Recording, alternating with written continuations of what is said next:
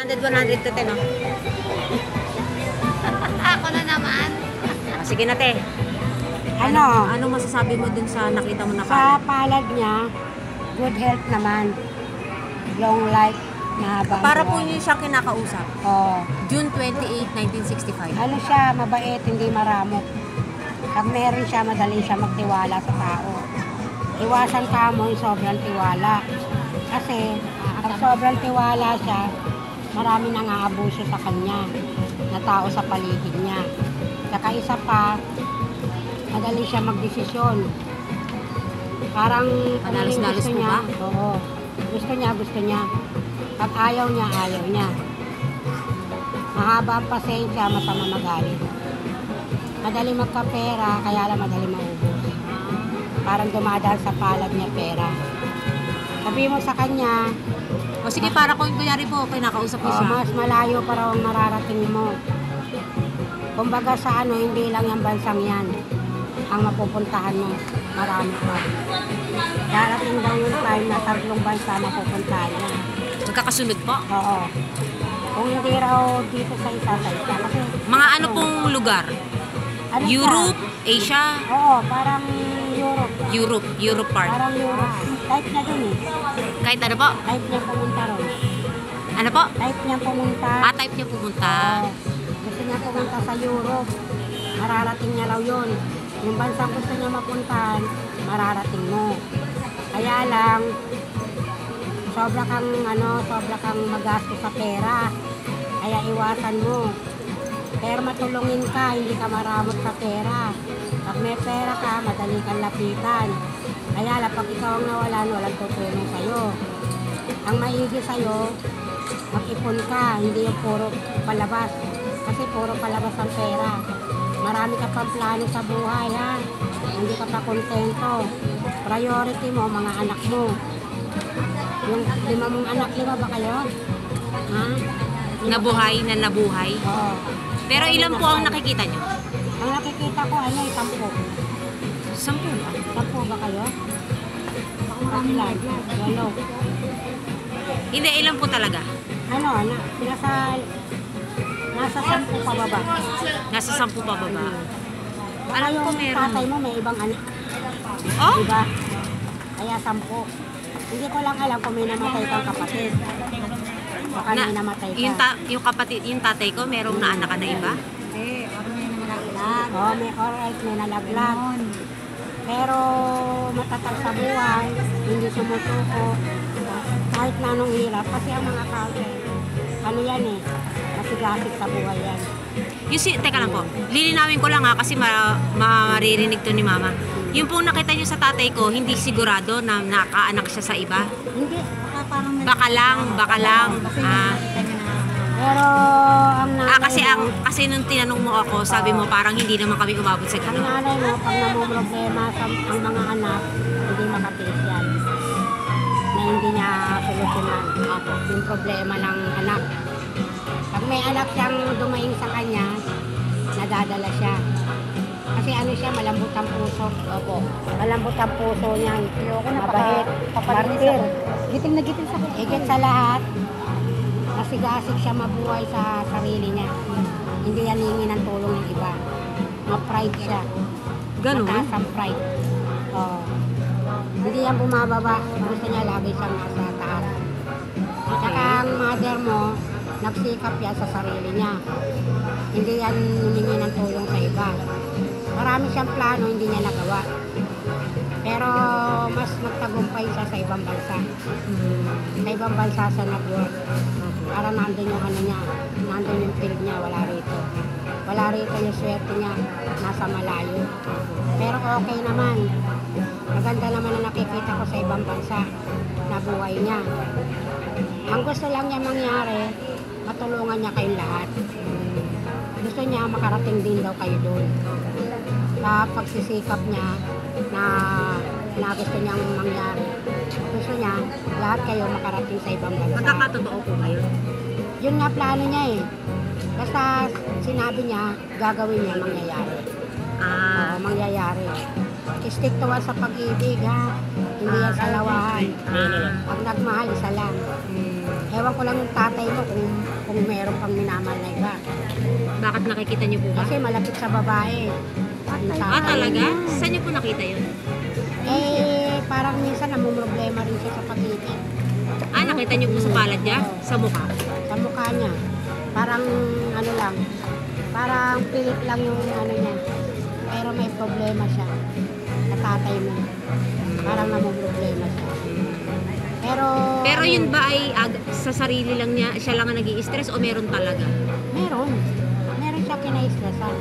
Ano yung may lumalapit? Hindi. Sa tatay ko o yung tatay ko rin? Parang may tuksong parang nilalapitan ng tatay mo. Parang siya lumalapit. Paano po ba iiwasan niyo? Kung dapat maiwasan yun, iiwas siya sa tukso. Kasi ang tatay mo malapit sa tukso. Parang madaling matukso. Ano ba birthday yung tatay mo? October 26, 1966. Ano yan, ano? Leo? Scorpio. Scorpio. Oh, aggressive yan. Yung tatay mo, madaling matukso. Hanggang ngayon? Pero ang nanay mo, hanggang hindi niya nakukuha yung gusto niya, hindi yan titigil. Kahit na maghirap siya, basta makuha lang niya yung gusto niya. Hindi lang para sa kanya, sa inyong lahat. Para sa inyong lahat. Gusto niya mabigyan kayo ng magandang buhay, magandang kapalaran. Kasi gusto niya, hindi lang siya yung yung maginhawa. Gusto niya lahat kayo, guminawa ang buhay. Kaya gusto niya madala nga kayo lahat doon. Yun ang pinaplano niya. Yan po ba ay mangyayari pa lang o nangyari na po? Ha? Mangyayari pa lang po yan? May nangyari na, pero hindi lahat. Yung iba mangyayari pa lang? Yung iba mangyayari pa lang. Yung po sinasabi niyo na plano niya, mangyayari pa lang po? Yung plano niya na nangyari na, itutuloy niya uli. Para mangyari. Parang nagawa na niya na dati, Oo, nagawa tapos niya gagawin dati. niya ulit. Gagawin niya uli. Mabait yan, madali magtiwala sa tao. Kaya minsan, kung sino-sino yung pumapasok sa bahay niya, bahay ba niya yun, hindi niya namamalayan kasi madali siya magtiwala sa tao. Nakikita niyo po Pero ba? mahaba ang pasensya niya, masama magalit yan. Masamang ginagalit. Pero ano po ba siya? Nakikita niyo po ba kung sino yung gumugulo sa kanya? May naiinggit po ba? Dito sa tarot yun. Sa tarot po yun. Sa tarot. Pero sa palad niya, meron talagang inggit. Sino po? May naiinggit sa kanya? May nainggit. Hindi ko lang alam kung sino. Pero ang nakita ko dyan, babae. Babae yung naiinggit sa kanya. Hindi po namin kamag-anakan. Hindi, parang kilala niya o friend niya. Katrabaho po? O katrabaho siguro. Malapit eh. Parang malapit lang sa kanya, hindi malayo. Wala naman po connection sa tatay ko, sa kanya lang. Parang gano'n na rin, kasama na rin yung tatay mo. Dahil sa buhay na naging buhay. Parang kinainggitan siya na kahit wala naman siyang ginagawang masama. Kaya minsan yung nanay mo magulong isip. Kasi may bumabagabag. Ano pong dapat niyang gawin para mawala na yun? Huwag masyado mag-iisip. Tigilan na po. Oo, tigilan niya mag-isip. Ang kalusugan niya po? Kalusugan, okay naman. Good health. Good health. Good health. Mahaba pa po ang buhay. Huwag lang siyang paabuso sa sarili. Katulad po ng Katulad ng bisyo. Iwas siya sa bisyo. Saka yung kinakain. sobrang pagod. Kailangan mag-relax-relax din minsan. Hindi naman puro trabaho. Kailangan magkaroon din siya ng time sa sarili niya. Makapag-relax. Stress, iwasan din ang stress. Kasi masyado siyang stress. Pero sino po nanggagaling sa ini-stress niya yung sarili niya o yung katulad nga sinabi niyo na meron talaga? Oo, meron. Talagang pinagugutan. Meron siya pinagugutan ng stress. Matagal na po ba to? Matagal na yan eh. Ano pa yan eh? Siguro mga last year pa yan. Last year. Okay na po tayo. Sa barahan na po tayo. Sino po pipili? Ikaw? Ako po Banggitin pipili. mo yung pangalan ng nanay mo, kuha ka ng 2 bara. Sige ate, pakilakasan Buong na. pangalan? Oo. Buong pangalan. Bulungan mo. Rowena Espino Buenaventura. 2.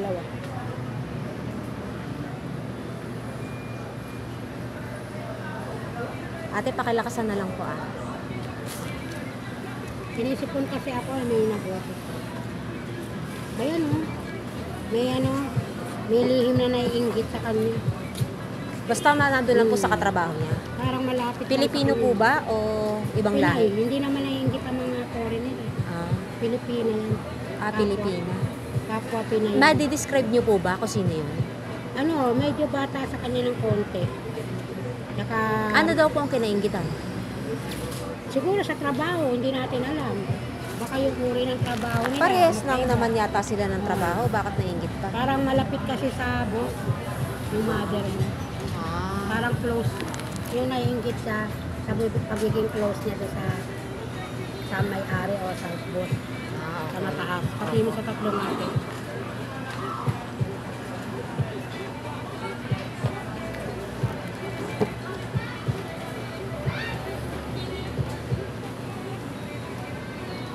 Kung may parating siyang pera kamo, may darating na pera. Alam mo, marami naman siyang na-achieve sa buhay niya. Lahat naman kayo natulungan niya.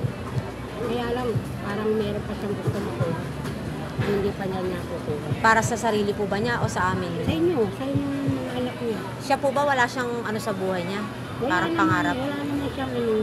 Kasi, ang problema lang nga niya, yung mga tao sa paligid niya. Parang hindi niya ma-please. Kahit na mabait pakikitungo niya, parang kinainggitan siya. Hindi malaman kung bakit naiingit sa kanya. Pero strength, ano to, masipag, matyaga sa buhay. Hindi titigil hanggat hindi nakukuha yung gusto niya. Mabait siya, hindi siya maramo. Madali siyang lapitan. Kaya siguro kinainggitan siya. Kasi nga, pag may lumapit sa kanya, bigay agad. Hindi siya maramo. Pag meron. Bakit yung nainggit po ba sa kanya? Hindi kayang gawin yon? Siguro, baka Tapos, sinasamantala rin siya. Parang pananamantala na rin yung ginagawa sa kanya. Komot, hindi nga maramot yung nanay mo. Nilalapitan nga nila. Parang sinasamantala. Eh, nanay mo naman, hindi rin makatiis. Pag meron talaga yan, bigay ng bigay, bigay dito, bigay dito. Sabi raw dito sa baraha. Pero ang talagang priority niya, pamilya, mga anak, kayo. Kayo ang gusto niya matulungan. opo. Yung tatay mo naman, parang wala naman sa kanya. Ano parang wala? Parang okay lang naman sa kanya. Kasi Parang ano? nakikita lang sila sa gabi. Hindi na pagtapos ng trabaho. O, tapos po. O, pagtapos nun, trabaho ulit. Hindi naman sila yung parang, kumbaga sa ano, hindi Nagbabanding. Oo, nagbabanding. So, kulang sila sa banding. Kulang sila sa banding ng tatay mo. Kaya po nasabi niyo na malapit sa ano. Eh kasi nga yung tatay mo, medyo malamig na. Ay, gano'n. Yung pakikitungo Ano po sa ang kanya. dapat niyang gawin para ano, mag-banding sila? Siyempre, kasi hindi naman kasi ano, Parang nasa tatay ko. parang hindi Kung naman siya ang kasi close. Parang hindi na nga sila nagko-communication. Parang Parang gano'n. ano, kanya-kanya. Parang kanya-kanya silang buhay. Kailan pa po nagsimula yun? Matagal na to. Mula na nagkasama raw sila doon. Pero na nagkasama sila doon, sino ba unang nagpunta ng abroad? Tatay ko po. Tatay mo? Tapos sinama siya. Pinapunta siya after Pinapunta 1.5 year ata. O yun. Mula daw na nagpunta nanay mo doon, parang nag-iba na raw yung ano, yung pakikitungo ng tatay mo sa kanya. May naging babae po ba yun? Wala naman, kaya alam maraming tukso. Tukso lang. Wala naman siyang ginagawang action. Wala namang ginagawang masama. Parang tukso, parang gusto niyang kausapin. Oo. Ibig ko sabihin, parang lumalapit sa kanya yung tukso. Pero hindi niya ginagawa ng Oo. action. Kahit na ayaw niya, lumalapit. Pero Oo. ano lang Halimbawa, siya. kasi maraming tukso doon eh. Lalo na foreigner. Kung hindi ka lang magkocontrol, baka marami rin na may mera lang. Di peperahan lang siya. Eh ayaw ng tatay mo na pineperahan siya. Di Pero maganda. naging tapat naman siya sa nanay mo. Hanggang ngayon magkasama naman sila eh. Opo, wala namang isang sinasamahan. Saka nakikita ko, pag nagkakapera nanay mo, padala agad sa inyo. Pero yung tatay ko, Party-party ano na. pa rin. Oo. Parang ano lang, yung closeness lang nila ang Oo. naapektuhan. Saka, pero wala siyang ginagawang action para Wala naman. madebanda siya ng nanay ko. Saka nakikita ko rito sa barahan na masaya naman. Masaya po naman sila. ang pamumuhay nila doon. Kulang lang sila sa banding. Kulang lang sa banding kasi doon hindi Yung pera po. May pera po ba? pwedeng, ano eh, kailangan doon puro trabaho. Bihira lang talaga mag-bonding. Pag nandun ka sa Amerika, sa ibang bansa, mas importante trabaho kaysa sa pag-ibig. Siyempre, hindi ka kikita. So yun lang po yung dahilan. Oo. Kumbaga parang ano lang. Parang Hindi naman tala totaling Hindi naman. nambababae talaga. May iwas naman po ba ang tatay ko? Oo, may iwas. Ilan po? Ito. Pito? 1, 2, 3,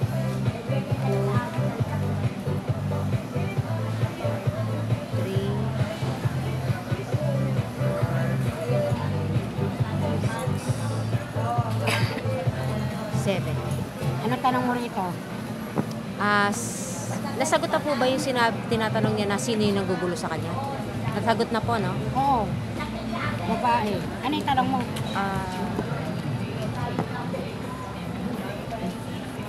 Hanggang saan pa po yung mararating niya? Nasagot na rin po yun, no?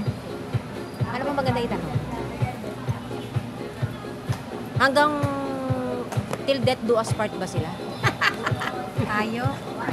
Ay, sa tanong nga. Oo naman. Sa nanay mo, till death do us part siya sa tatay mo. Ewan ko lang yung tatay mo. Kasi tatay mo problema, hindi naman siya eh. Kasi ang nanay mo, stick sa kanya eh. Hindi naman niya papaligaw sa iba. Ito. Basta ang isip niya, pamilya. Kapamilya kasi ang cancer. Mabait. Matulungin. Hindi marami. Eh, tatay mo, Scorpio kasi madali matukso. Baka mamaya, konting tikit lang ng babae sa kanya, bumigay yan. Oo. Ano tanong mo? Paano po, ano ba yung magandang ano ba maganda itanong? Lahat ba ng anak niya magiging successful, magkaka-work? Ayun po, sa panahon ngayon. Oo naman. Iniisip nga niya eh. Kung anong sitwasyon nyo rito eh. Kung lahat kayo may trabaho. Eh, parang ilan lang yata nagtatrabaho sa inyo. 2 lang ata, 3. Lahat ba kayo may trabaho? Yung iba wala, di ba? Kasi umihira lang katamaran. Oh my God. Parang paasa sa magulang. Yung ibang kapatid. Parang umaasa Madedescribe niyo po ba kung sino yan? Basta ang nakikita ko rito, yung sumunod sa panganay, yung panganay, niya kayong buso. Ang Ang tamad. galing mo talaga. Sa mga manugang. Tanong mo. May swerte. Sige, tanong mo. Ano yung sa Sulat ka manugang? muna. Kuha ka raw muna. Ito. 1, 2, 3, 4, 5, 6, 7. Ang tanong Swerte ba yung mga siya sa mga manugang? Meron ba sa kanyang lumoko? Meron ba ng dugas? Or may galit? Ganon.